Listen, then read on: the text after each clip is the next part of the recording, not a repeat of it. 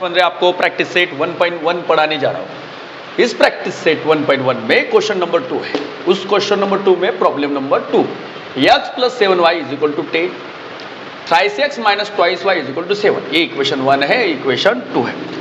इससे पहले हमने क्वेश्चन नंबर 2 का प्रॉब्लम नंबर 1 देखा। अब ये प्रॉब्लम नंबर 2 है।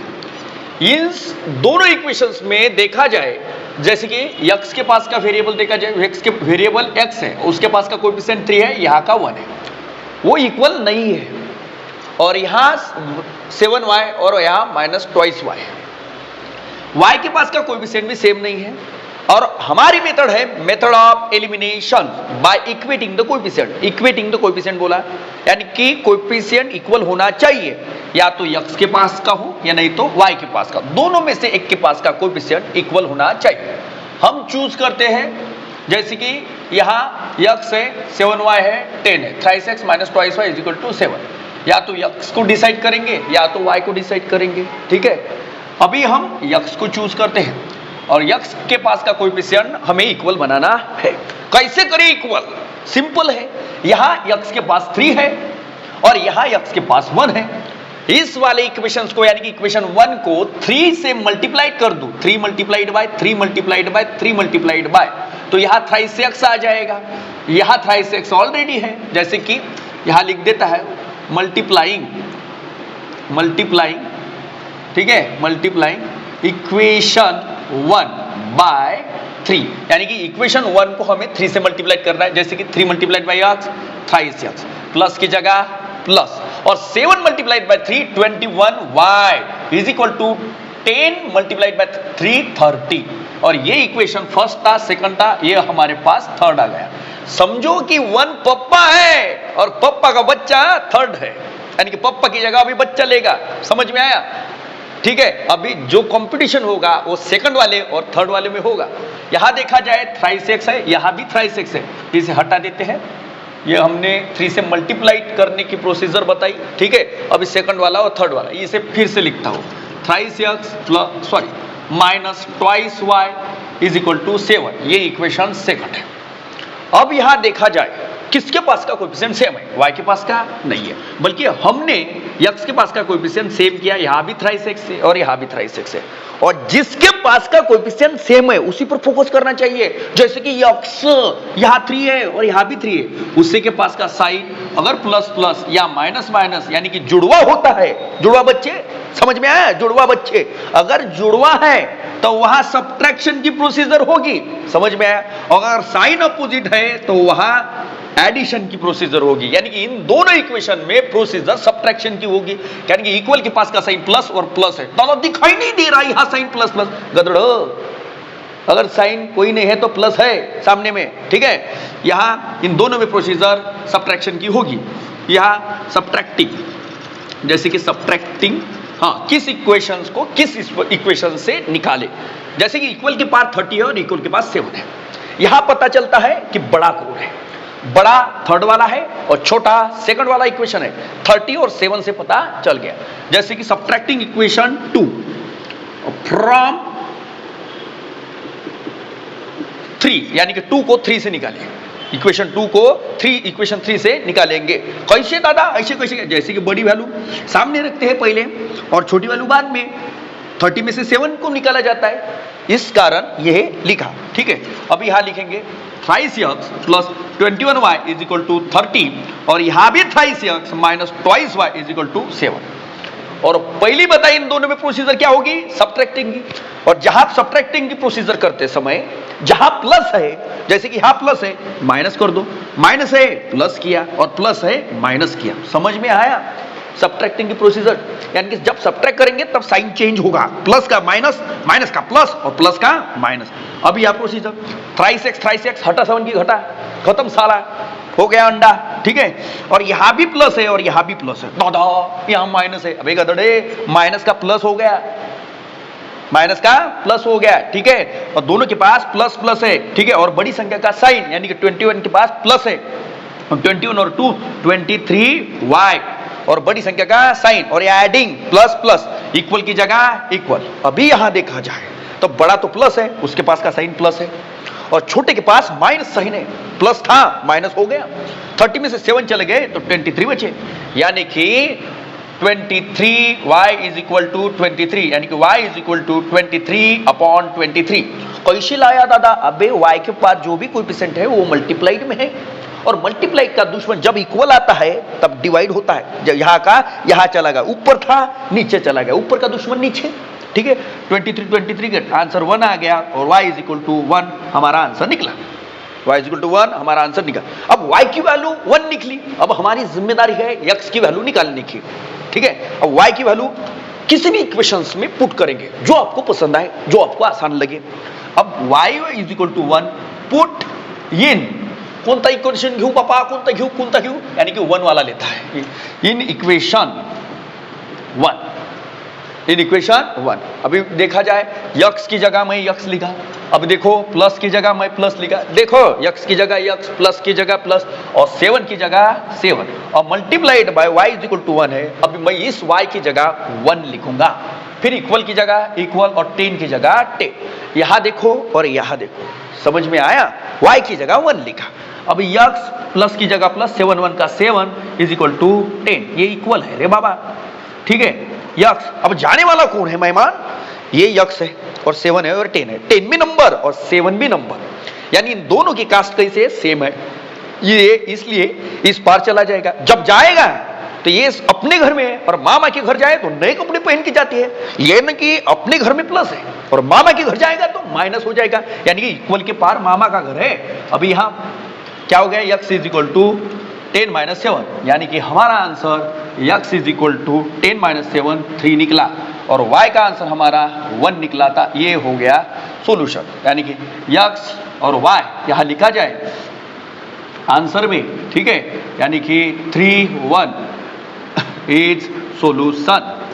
इस तरह इस प्रॉब्लम को छुड़ाते हैं। ये प्रॉब्लम प्रैक्टिस सेट 1.1 का क्वेश्चन नंबर 2 में प्रॉब्लम नंबर 2 है। अब आगे वाले भी क्वेश्चन देखेंगे। हाँ, प्रैक्टिस सेट 1.1 का क्वेश्चन नंबर 2 में प्रॉब्लम नंबर 3 है। ये प्रॉब्लम नंबर 3 है। अभी दादा इससे पहले जो प्रॉब्लम तुमने छुड़ाया वहां वेरिएबल के पास का कोएफिशिएंट सेम नहीं था तो सेम बनाया, मगर यहां तो ऑलरेडी इक्वल है, इसलिए इक्वल नहीं बनाना है। ऐसा समझो कि भगवान का प्रसाद है, मिल गया। अब छुड़ाएंगे इसे। x के पास का कोएफिशिएंट कैसा है? सेम टू सेम, और सेम होने के बाद जो प्रोसीजर हमने इससे पहले की वही प्रोसीजर यहां करनी है। यहां भी प्लस है, यहां भी प्लस, साइन देखना चाहिए। मैं पहले ही बताया था, अगर साइन प्लस प्लस और माइनस माइनस है तो सब्ट्रैक्शन की प्रोसीजर करो, अगर साइन प्लस माइनस या माइनस प्लस है तो एडिंग की प्रोसीजर करो, खत्म बात, ठीक है। इन दोनों में क्या होगा? सब्ट्रैक्टिंग। हाँ, कौन सा बड़ा वाला कौन सा है? 9 और 13, 13 बड़े हैं और 9 छोटा है, इसलिए इक्वेशन 1 छोटा है और इक्वेशन 2 बड़ा है। 9 सब्ट्रैक्टिंग 1, इक्वेशन 1 फ्रॉम इक्वेशन 2 से निकालें, यानी कि 1 को 2 से निकालेंगे। आपको समझ में आया? ठीक है। अभी आप फिर से लिखेंगे twice x plus y is equal to 13, बड़े वाले को पहला लिखो, समझ में आया? बड़े वाले को पहला, फिर twice x minus third y is equal to 9। अब यहां प्रोसीजर सब्ट्रैक्टिंग की बताया, मैं पहले ही बताया, क्लियर किया।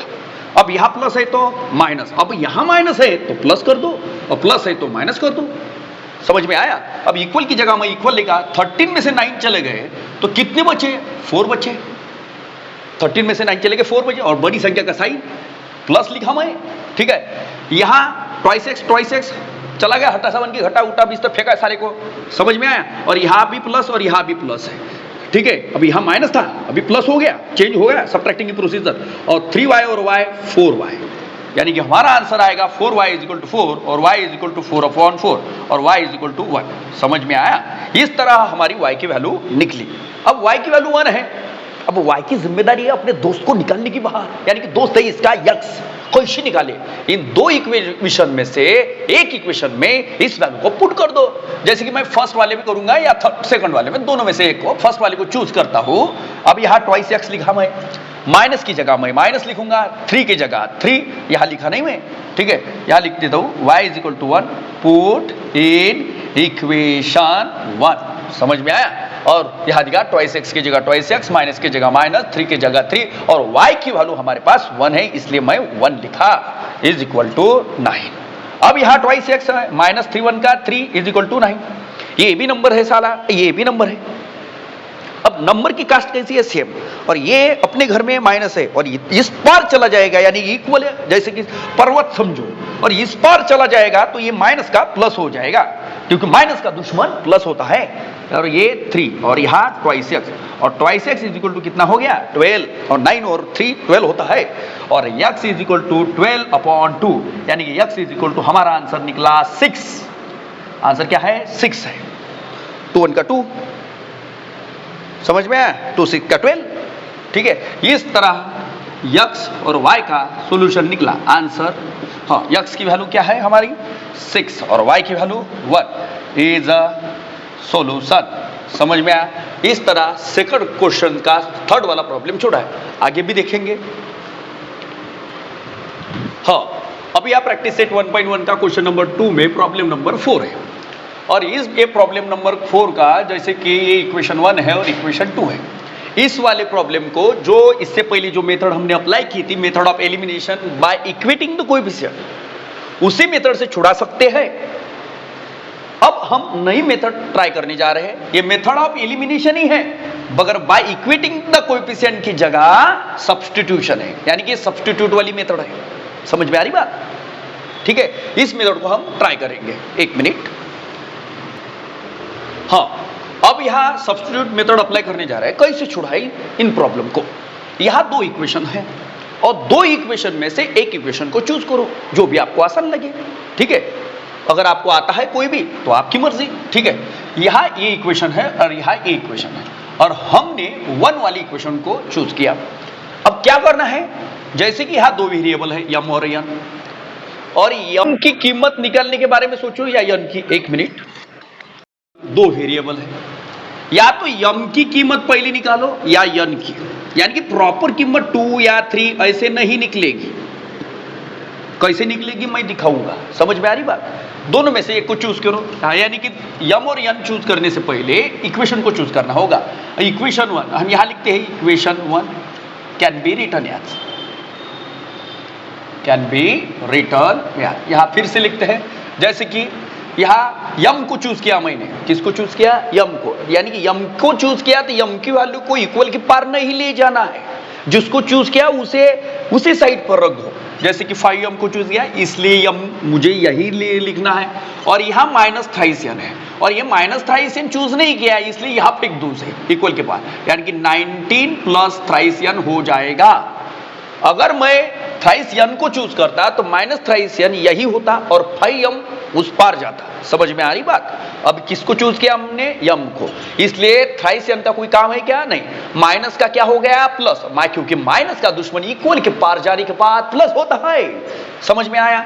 अभी यहां यम को अकेला छोड़ना होगा, और यम को बड़े प्रेशराइज है, ये टेंशन में है साला ससुर, यम टेंशन में है।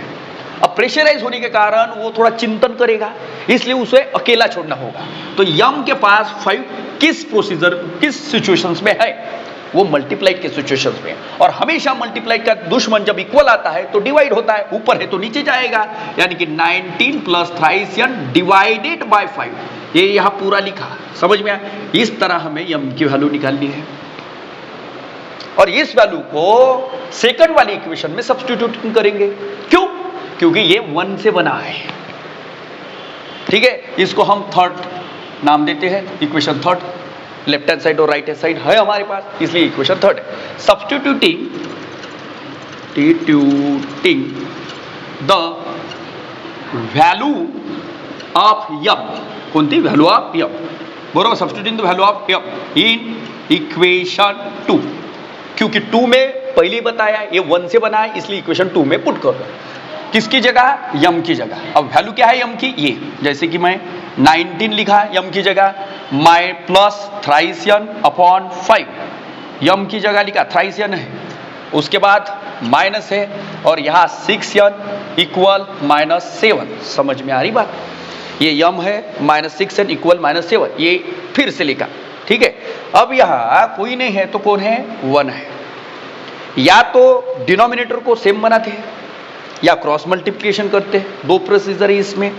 ठीक है, अब यहाँ हम डिनोमिनेटर को सेम बनाते हैं, जैसे कि 19 प्लस थ्राइस n और अपॉन 5 जैसे का वैसा minus 6n multiplied by 5 upon 5 लिखा, और 5 अपॉन 5 का मतलब 1 होता है, और ये इस वैल्यू को 1 से मल्टीप्लाई कर दो तो 6n ही वापस आ जाएगा, और 6n की जगह मैं 6n लिखा, मल्टीप्लाइड की जगह मल्टीप्लाइड, और 1 की जगह मैं 5 अपॉन 5 लिखा, और 5 अपॉन 5 का मतलब 1 होता है, और 5 क्यों लिखा, 6 क्यों नहीं लिखा, क्योंकि यहाँ डिनोमिनेटर में 5 है।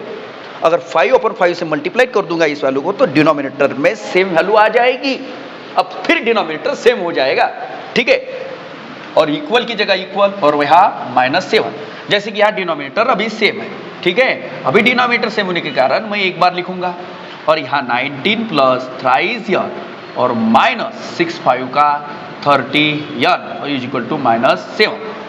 अब यहाँ करते हैं 19 प्लस 30 में से 3 चले गए, और बड़ी संख्या का साइन 30 के पास माइनस साइन है, 3 के पास प्लस है, और यहाँ बड़ी का प्रोसीजर, ठीक है, 30 के पास माइनस है, या 30 का साइन लिखा माइनस, 30 में से 3 चले गए तो 27n अपॉन 5 था, और ये डिवाइड में था, यहाँ चला जाएगा तो मल्टीप्लाइड, -7 मल्टीप्लाइड बाय 5, क्योंकि डिवाइड का दुश्मन मल्टीप्लाइड, इक्वल के पार जाने के बाद डिवाइड का दुश्मन मल्टीप्लाइड, समझ में आया। अब यहाँ minus 19 minus 27n is equal to -75 का 35, समझ में आया, 75 को क्या हो गया 35। अब ये इसके पास वेरिएबल है 27 के पास, और ये इसके पास वेरिएबल नहीं है और इसके पास वेरिएबल, यानी कि दोनों एक जैसे हैं, एक कास्ट के, तो ये प्लस है, इक्वल के पार चला जाएगा तो माइनस हो जाएगा। अब यहां छोड़ाते हैं, ठीक है, यहां -27n, ये 27 है समझो, ठीक है, और इक्वल -35, और ये इस पार चला जाएगा तो -19 हो जाएगा, प्लस है तो क्या हो गया माइनस, यहां प्लस था, उसके सामने प्लस था, इसके बाद नहीं, सामने था, और चला गया तो क्या हो गया माइनस, और बड़ी संख्या का साइन, और माइनस माइनस होता है तो प्रोसीजर प्लस की होना चाहिए, और 9 और 5 14 होता है, और 3 और 1 4, और ये 5 आ गया -54, और ये -27n है, ठीक है। अब ये माइनस माइनस गेट कैंसल, या तो ऐसा करते हैं n is equal to -54 upon -27, या मल्टीप्लाइड में था और इक्वल आने के बाद मल्टीप्लाइड का दुश्मन डिवाइड, और यहाँ डिवाइड था यहाँ 5, तो इक्वल आने के बाद डिवाइड का दुश्मन मल्टीप्लाइड हो गया, जैसे कि 7 मल्टीप्लाइड बाय 5 लिखा, -7 मल्टीप्लाइड बाय 5, यहाँ माइनस माइनस गेट कैंसल हो गया, और 27 2 का 54 होता है, यानी कि n की वैल्यू हमारी 2 आ गई, पॉजिटिव 2, समझ में आया, ठीक है। अब n की वैल्यू निकली, अब n का दोस्त है यम, अब n की जिम्मेदारी है यम की वैल्यू निकालने की। अब करिए क्या, n की वैल्यू इक्वेशन 3 में पुट कर दो, सब्स्टिट्यूट कर दो, substituting value of n in equation 3 में पुट कर दो, यहां से करते हैं यम is equal to 19 plus 3 multiplied by 2 upon 5, यानी कि हमारा आंसर 19 प्लस 3 2 का 6 upon 5 is equal to 25 upon 5, यानी कि 5 1 का 5, 5 5 का 25, यानी कि हमारा आंसर 5 आ गया, यानी कि यम की वैल्यू यहाँ लिखते हैं यम इज इक्वल टू 5, और n की वैल्यू पहले से ही 2 है, यानी कि सॉल्यूशंस आंसर में लिखा जाए तो m n is equal to 5 2 is solution, ये 5 है और ये 2 है, 5, 2। इस तरह हमने क्वेश्चन नंबर 2 का प्रॉब्लम नंबर 4 छुड़ाया। ये मेथड है method of elimination by substitution. आपको सब्स्टिट्यूशन मेथड बड़ी अच्छी तरीके से समझ में आई होगी, ये मैं आशा करता हूँ। नमस्कार, आगे वाले प्रॉब्लम अगले वीडियो में देखेंगे।